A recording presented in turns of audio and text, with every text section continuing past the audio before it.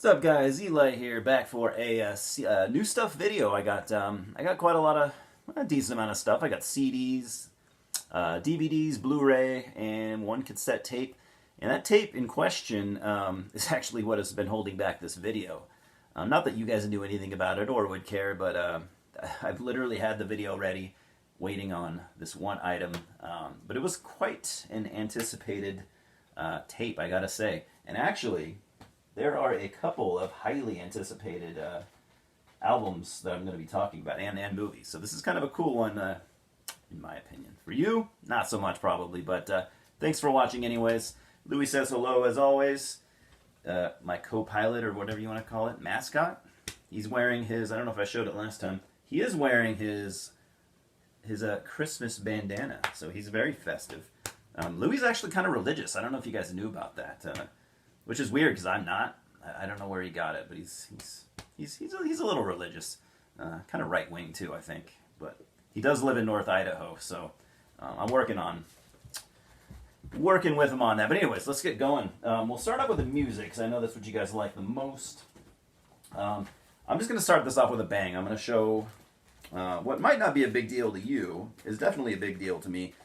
Because not only do I consider myself, kind of a buddy of some of these guys, but one of my favorite current death metal bands, absolutely, and one of my favorite death metal bands in some years, I would say. So we're talking about the newest Ruin tape. I know I've talked about Ruin a lot on this channel. So this is a live in the studio tape, which normally almost any other band I really wouldn't give a shit about that. I don't buy live stuff from every band that I like, and a lot of bands put out, especially during the whole COVID thing over the last 2 years, they've put out like a live in the studio release just to have a release to put out there, and I totally appreciate that, and I totally get it. But I literally didn't buy any of those. This is the only one that I bought. So Ruin, death metal out of the LA area of California, live in the studio. So you get similar to one of the packages they've done that they did I think last year, where they just did like the sandwich bag with duct tape on it and stuff, and I don't care. I think it's totally awesome. I love their DIY aesthetic. Yeah, some of their stuff does get professionally printed and stuff, but I think honestly, I think most of it they just do themselves. So if not all of it, actually, now that I think about it. But so you get this bag. You can pause that and read it if you want. I haven't read all this stuff. There's lots of maniacal ramblings all over this the packaging for this. So in the bag, and I'm not even going to get to the tape just yet. I'll just show you all the extras and goodies that it comes with, because it's awesome. Got the Ruin, this black pin, which I can't remember if I have this one. I have a lot of Ruin pins of varying colors, and the black and red, I might have that. I'm not sure.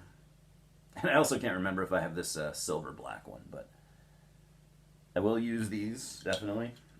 I use pins a lot. Obviously, like you guys, I have way more than I can ever use, but let's just get stuff's falling out. Got this cool sticker. Haven't seen this Ruin sticker. I have at least 10 or 15 different Ruin stickers, and I haven't seen that one. Might be my favorite one yet, but that's hard to say. And then you get this. This is where it gets interesting, I would say. You get this notebook, this like handwritten notebook with just maniacal ramblings, depraved shit. I'll read through it. I just haven't done it yet. Pull that out. There's a bunch of stuff in there. Most of the pages are ripped out. Handwritten stickers and more maniacal ramblings. Kind of reminding me of, a lot of serial killers have had weird fucking notebooks like this, but yeah. And then, I can't even show all of this. Not for any reason, but it's a lot to show. I don't know if you guys really want to see everything in detail, and I haven't even, to be honest, gone through this, so I don't know quite what all of it is yet. Like this weapons list. This is some sort of a checklist I'm supposed to go through. I don't know yet. I'm just showing you guys what it comes with. I haven't really delved into it. And of course, more propaganda.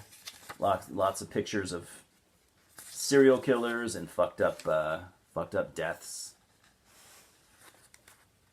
Very cool stuff. I'm a sucker for this kind of thing, and Ruin, I mean, they deliver, yeah, this kind of stuff to you like no one else does. So if you're nerdy about serial killers and stuff like that, definitely check out Ruin. And I wouldn't, Louis, stop. I wouldn't be buying all their stuff if the music wasn't good. Yeah, I like the aesthetics and the goodies that they pump out, but if I didn't find the music interesting, that wouldn't do anything for me. So I legitimately, yeah, their death metal is so fucking good.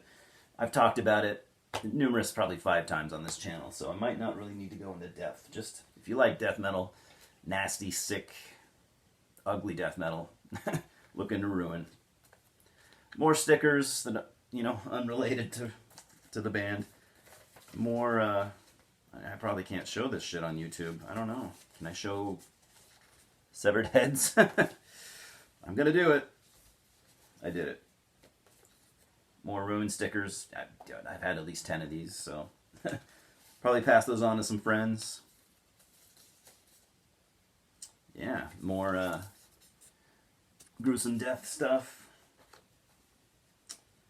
Lefthandpatches.com.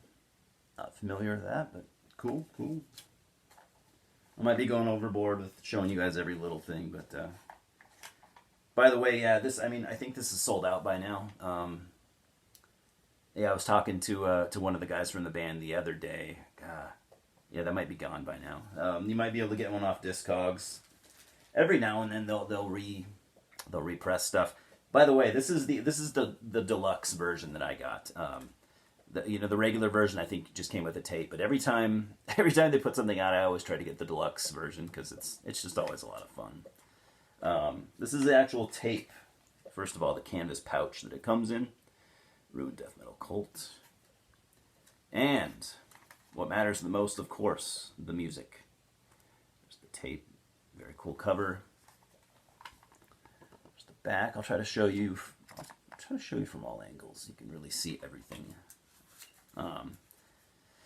Yeah, so I just got this tape. I pre-ordered it like a month or 2 ago. I just got it in the mail this week. So unfortunately, with that like 2-month pre-order, I wish I could show you this as something that you could go get. But unfortunately, and I'm not trying to be snobby, but you probably won't be able to get one of these unless you find it on Discogs.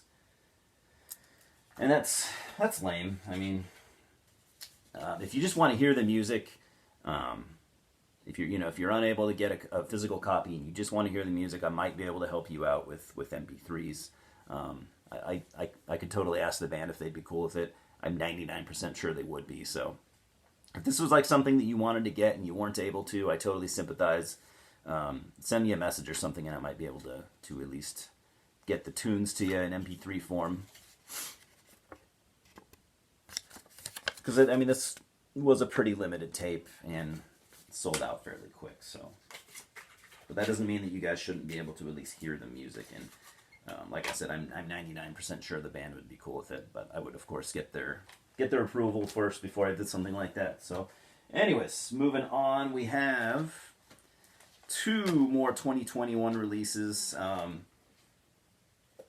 didn't pay a lot of close attention, I'll be honest, to the new releases this year. That said, I have like 20, 25 of them, and I'll be talking about them in a video before the month is over, I'm sure. But I don't know, man. It's just not one of my favorite years for music, but at the same time, I am no critic, and I've I don't know. I wouldn't say I've been paying super close attention. My ear hasn't been, firmly to the underground like it has been in past years. In fact, I've been kind of slipping away, over the last couple of years. I've been kind of, I don't know. I've just been kind of distracted, and I've been doing other stuff. I still listen to music literally every single day of my life, but I'm not. I used to be online, man, checking out blogs every day for like an hour a day. I always had to know, checking all the labels. Seeing what new hot bands they had coming out, and I've definitely slowed down in that, which bums me out for one reason, because I feel like that is something really cool that I could bring to this channel. That would be actually something that I think you guys would appreciate more. But I don't know. I think there are some of you guys out there that are probably keeping me informed much more than I'm keeping you informed. But I'm just doing what I do. Like I said, I think that would be a cool thing for the channel. But we'll see. We'll see. I don't know. So 2 2021 releases. One that I've listened to once, the other one I haven't yet. And I've only given this kind of a cursory listen, so I can't really say much about it. I think I had it on while I was driving, it kind of went in one ear and out the other. I'm actually spending the month of December only listening to 2021 releases, so I can at least anything that I didn't spend much time with earlier in the year, I'm kind of cramming. So I'm trying to listen to everything, all my 2021 releases, at least once or twice this month. So I'll be giving this probably at least 2 more listens because, it's one of my favorite bands. And I know I'm going to get some flack for it, whether you say it or not. You might be thinking it. But I did get the new album from Prescriptor McGovern's Absu. Released on Agonia Records. As you may or may not know, there was some controversy within the band a couple of years ago, which led to Prescriptor dissolving Absu, which I don't quite understand why he did, but he basically dissolved Absu and then started Absu Part 2, basically, which, like I said, he calls Prescriptor McGovern's Absu. A-P-S-U instead of A-B-S-U. The logo, still the same Absu logo, but with the P now instead of a B, as you can see there. I'm not really going to go into this much, but I'll break it down really, really quickly. So they're a long-time guitarist. He'd been in the band, I think, 8, 9, maybe even 10 years. Louis, stop. God damn, every time I fucking record a video, he's back there, like, licking his balls or whatever. So, where was I? So, he dissolved Absu. That guitarist transitioned from a man to a woman. So, it's a trans woman. I can't remember her name, but anyways. She claims that, and I'm not saying I don't believe it or believe it. You can look this up and make your own conclusion. But personally, I think it's really none of our business.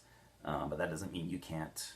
That doesn't mean things aren't going to affect the way you feel about someone on a personal level. So anyways, she came out as trans and stated, to me this is hearsay, stated that the other 2 members of Absu, one being Prescriptor and the other one being Azuzu, saying that they had started to kind of treat her differently. Dude, I don't know. Maybe that happened, maybe it didn't. I've never had a friend that was trans, especially like knowing someone before the transition and then after. First of all, you should never discriminate someone. You should never discriminate someone for making a decision like that. It's their life, it's not your fucking business. But I will say that doesn't mean that that wouldn't be a thing that you might know really how to handle. It might be a little bit awkward. I don't know. But anyway, she said that they had been awkward around her, not wanting to share hotel rooms and stuff like they did before. And I'm sure that's true. Whether you want to call that discrimination or not, if they did discriminate against her, then that's disappointing to me as a fan of the band, and I don't condone that kind of behavior. Anyways, she also states that Prescriptor kicked her out of the band for the transition. Now there is a history, there is like screenshots of a text message conversation between Prescriptor and herself. What's weird about it is all her texts are deleted, so all you're seeing is what Prescriptor said. And the worst thing that he says is,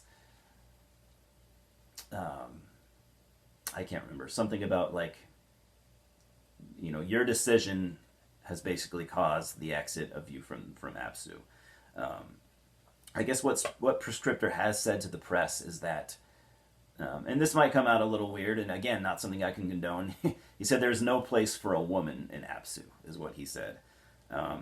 First of all, yeah, that comes off as a dick thing to say. Second of all, it is his band. He is able to make decisions like that. I'm trying to come off the right way. I'm really not wanting to paint myself as somebody that is okay with discrimination, because I'm not. So anyways, if you've been a fan of Absu over the years, you'll know that like Prescriptor is a weird dude. Um, he's been really, really selective about who he allows in the band. He's even said weird things in the past, like they have to have some kind of magical connection.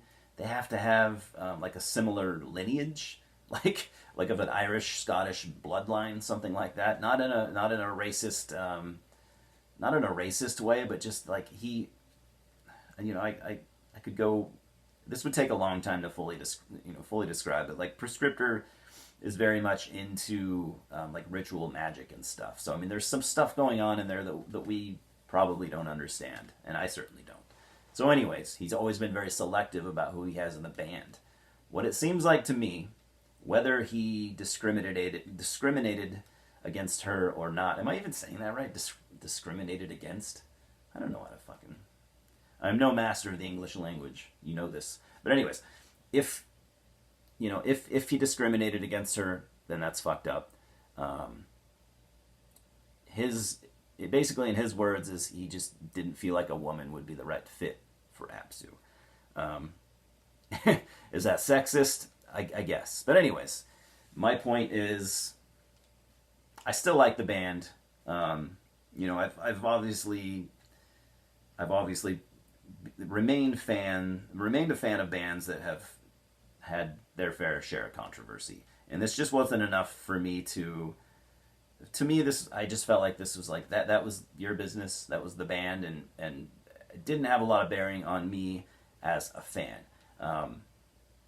I guess it's just because, being a metal fan and being into extreme metal as long as I've been into it, I'm no stranger to controversy, and I've dealt with much worse much worse than this. You had the thing with Inquisition not long ago, and that affected my opinion of the band for sure. But I'm not going to get into that. But I mean, we've all, dude. How many of us, or how many of you guys that are probably sitting there and like, God, that's fucked up, I'm not going to listen to Absu. How many of you guys own Dissection albums? How many of you own Burzum albums? All right. I think I could have stopped at Dissection. What because that was 25 years ago, that makes it okay? There's a statute of limitations on discrimination, I guess, with some metal fans. But anyways, I just wanted to kind of put that out there, state my opinion. I'm still a big Absu fan. I wasn't happy to read how that shit went down, but it's also not really my business. And also we kind of only really heard the one side, so that wasn't enough for me to be like, I'm done. I'm gonna throw away all the years that I've loved that band for and just discard it. So I didn't. Moving on. I hope that, I don't know. I didn't plan that rant, by the way. I hope that wasn't unbearable for you guys. I'm not into scripting and stuff like that. I think I've thought about like trying to make this channel maybe a little more professional. I've thought about like scripting and stuff like that, and no, fuck that. No, I'm not going to do that. I think that's stupid.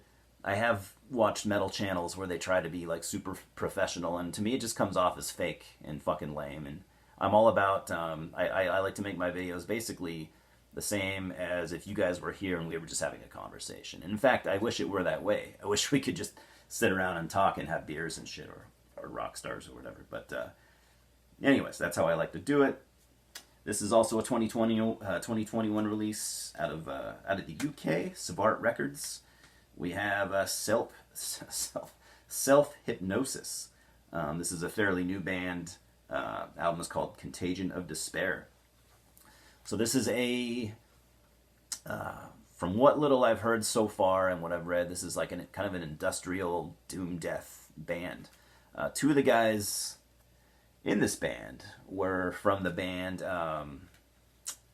Esoteric from England, which were, if you've never heard Esoteric, they were a really weird kind of psychedelic-y funeral doom metal band. That they just made the weirdest out there funeral doom, and honestly some of the best funeral doom.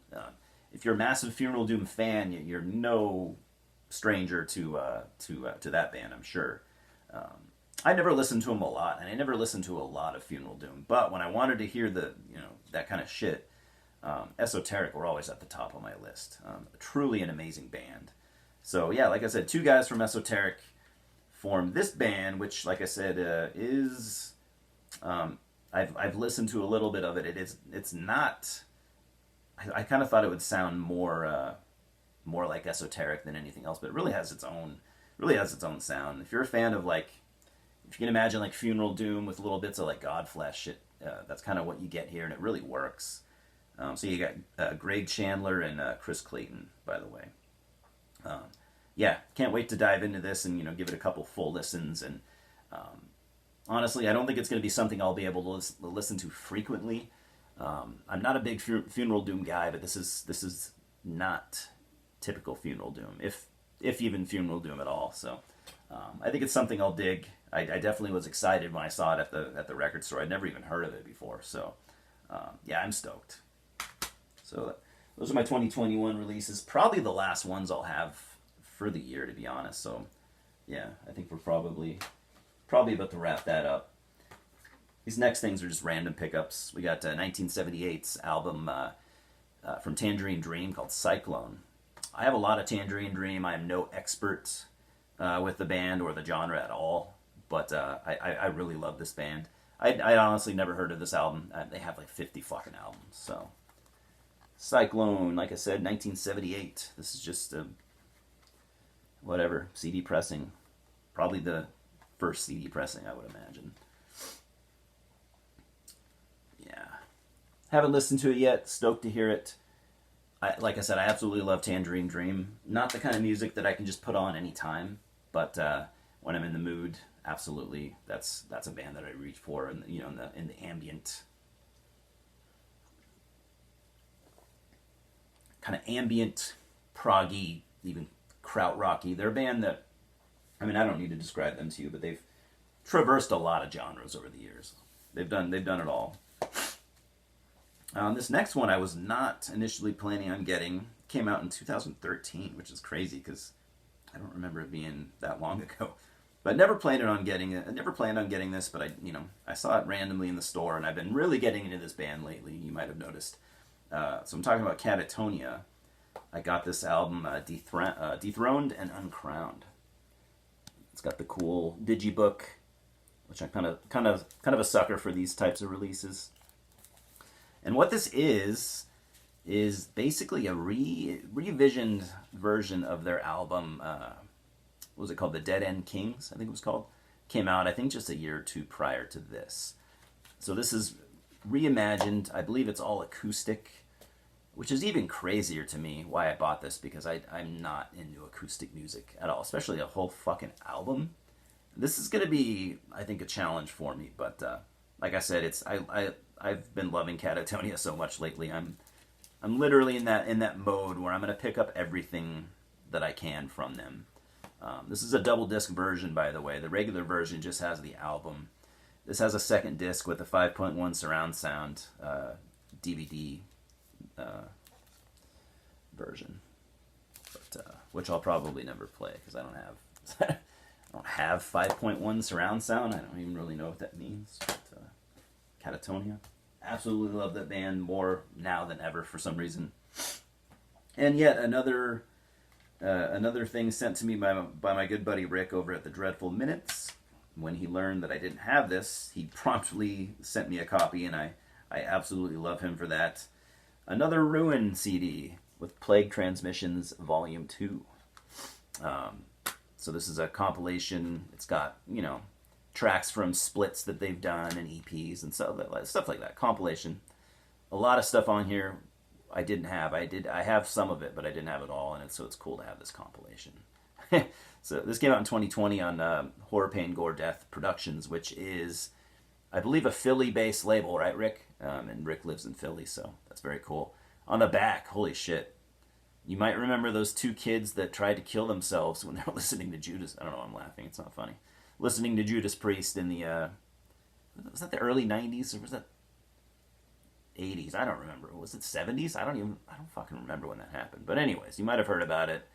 Two kids listening to Judas Priest, Better by Me, Better Than You, off Stained Class. I think they were fucked up. I think they're drunk or something, and they both tried to kill themselves with a shotgun, I think it was, and neither of them died. At least from they blew half their faces off, and it's got them on the back here. God, so gross. Anyways, Very fitting for Ruins music. Absolutely fitting. So thank you, Rick. I got stuff coming your way. It'll come, I promise. HPGD sticker. A Black Knife sticker. I didn't know who Black Knife were. I did look into it. They're like a black thrash band, I think from the U.S. Haven't really listened to them yet. But so that's all the music I got. If you want to stick around, this video is getting long. I know a lot of you don't dig the long videos, but if you want to stick around, I got some movies. Start off with the Blu-ray. We have Arch Enemy. I absolutely had to pick this up. I've been trying to get all the Spectre Vision movies. So Spectre Vision is a really cool studio who's been cranking out amazing movies. They really came onto my radar with the movie Mandy. If you saw Mandy, you probably loved it. You might hated it. I think most people liked it though. I absolutely love Mandy. One of my favorite movies of the last couple of years. So there is kind of, since this was done in the same studio, it does some of those flavors from Mandy as far as, visual effects and stuff. You can find them here. This is an action movie, I'd call it. Kind of like a comic booky action type movie. So this was written, was it directed? Let's see here. Anyway, it's an Adam Egypt Mortimer picture. I don't know what that means exactly if he directed it. I assume he wrote it. Yeah, story by Adam Egypt Mortimer. Yeah, written and directed by him as well. So Adam Egypt Mortimer is also a comic book writer. I don't know a lot about the guy. I don't know if he was a comic writer first before he did movies or vice versa or whatever. But anyway, he's done comic books. I don't have any of them, but he's been on my radar for a while, and I do need to check out his shit. So this was a cool movie. I really enjoyed it. It wasn't perfect. It has its flaws. But yeah, it's basically about this guy who it doesn't show it happen, but it talks about basically he came from like an alternate universe. He somehow accidentally got into our universe and got stuck here basically. And he was like some kind of like a crime fighter, I think, where he came from, and now he's just like a homeless hobo. He doesn't want to be here, and he doesn't really know what to do, and he ends up meeting and befriending this young dude whose sister is a drug dealer, and she ends up fucking up and pissing off some of her associates, who in return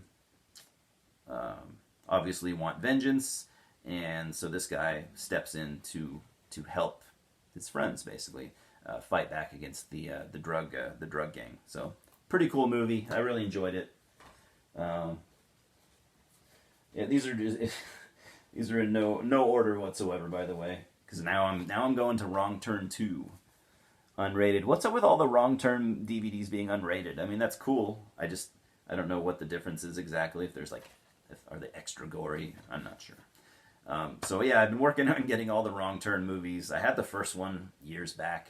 Never really was interested in getting the rest, but until lately, I don't know what happened. Just something. Maybe I hit my head or something, and yeah, I have almost all of them now. I still need number 6, and I need the reboot from recent times.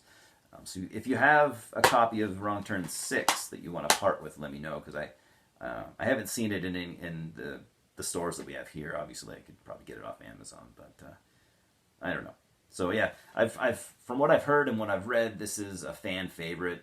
Most people seem to prefer this one, not to the first. Everyone seems to like the first the most, but most people also liked the second, even if they didn't like any of the others. So I haven't watched this yet, but I've been watching all the Wrong Turn movies lately. Yeah, because I plan on doing a video where I just talk about them all. I really like 1, 3 I thought kind of sucked. 4, I actually enjoyed 4 quite a bit, even though it had its flaws. 5 was just okay, but I'll get into it deeper once I get the rest of the movies. Here's another new movie that came out this year. I had been anticipating this, and then I forgot about it.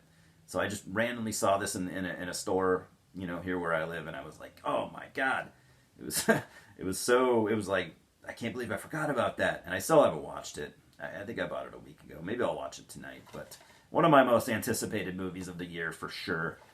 Prisoners of Ghostland, or is it of the Ghostland, with Nicolas Cage. I don't know a whole lot about it. All I know is that he himself has been talking about it, and he literally the wildest movie I've ever made. For him to say that is crazy. To me, just going off what little I've seen, this looks like a Spectre Vision movie. I'm surprised Spectre Vision didn't make this, but no, Patriot Pictures put this out. I mean, look at the back. You get the pinks and the purples, and that's, to me, that's become kind of like a stamp of, or just one of Spectre Vision's trademarks. Not to say that every movie they are going to make is just full of purple and pinks, because they're not.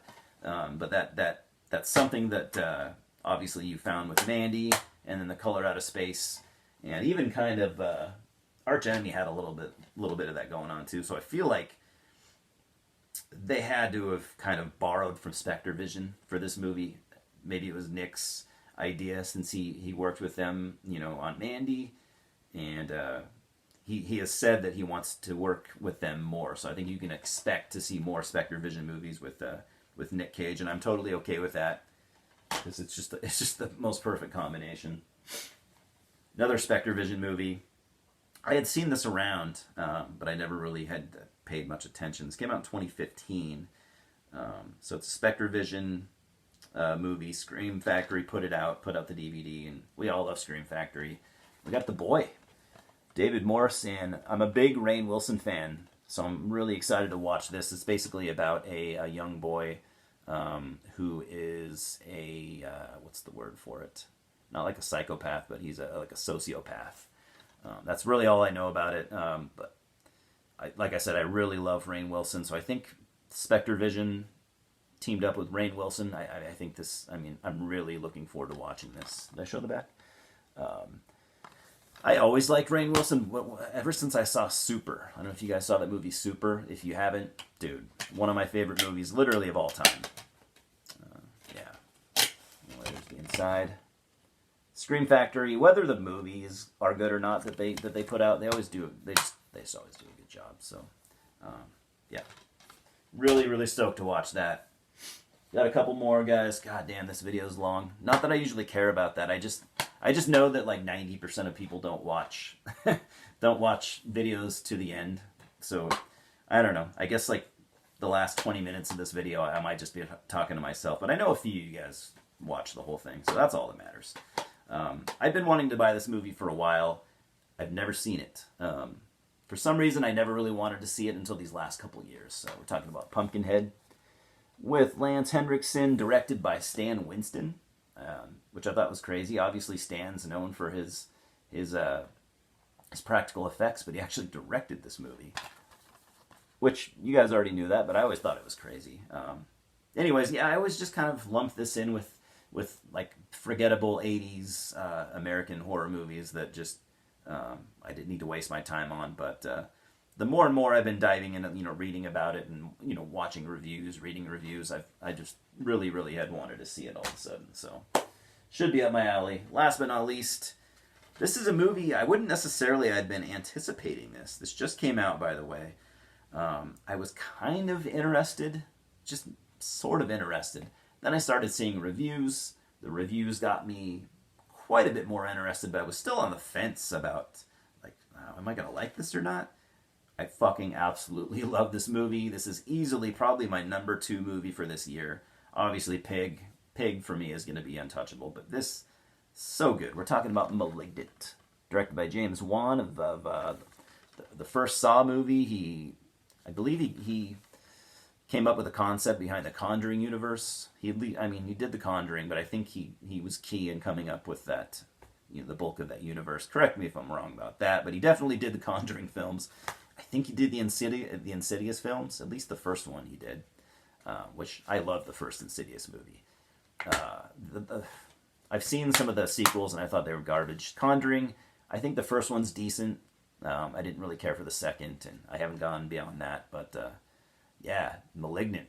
This fucking movie, dude, blew my mind. I absolutely loved it.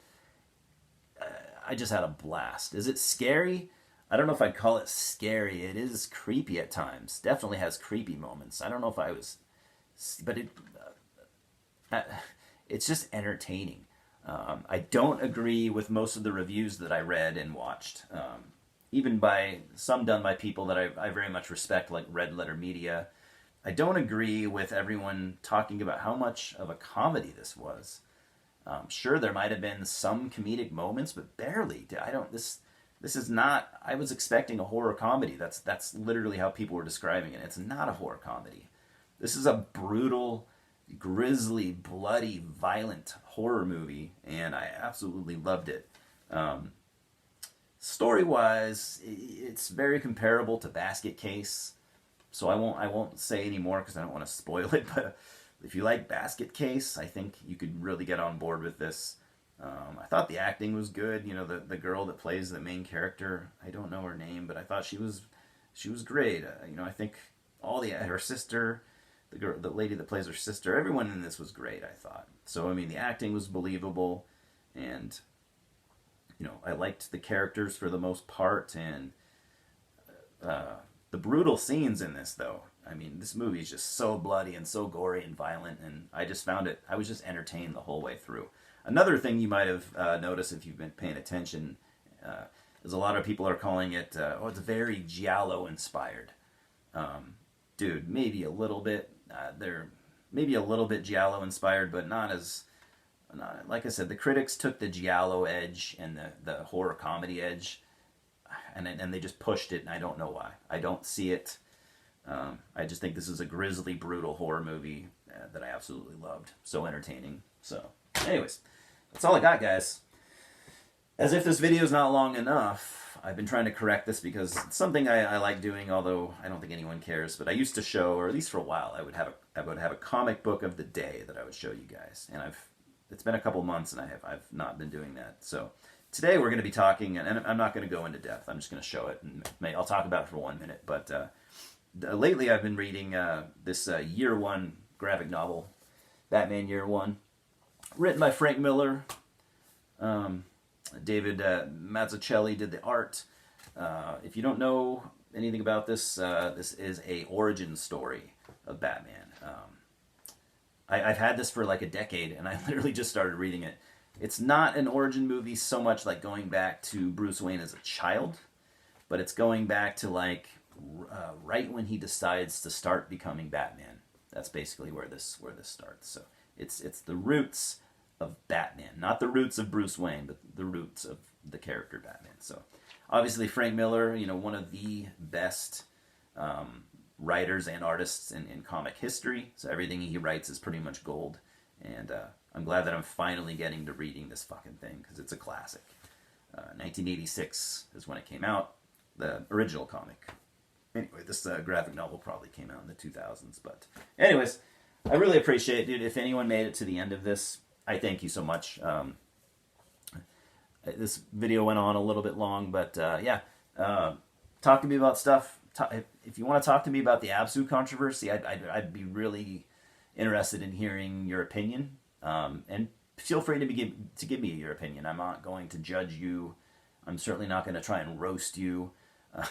Even if I agree or disagree with your opinion, that's I still will respect you all the same.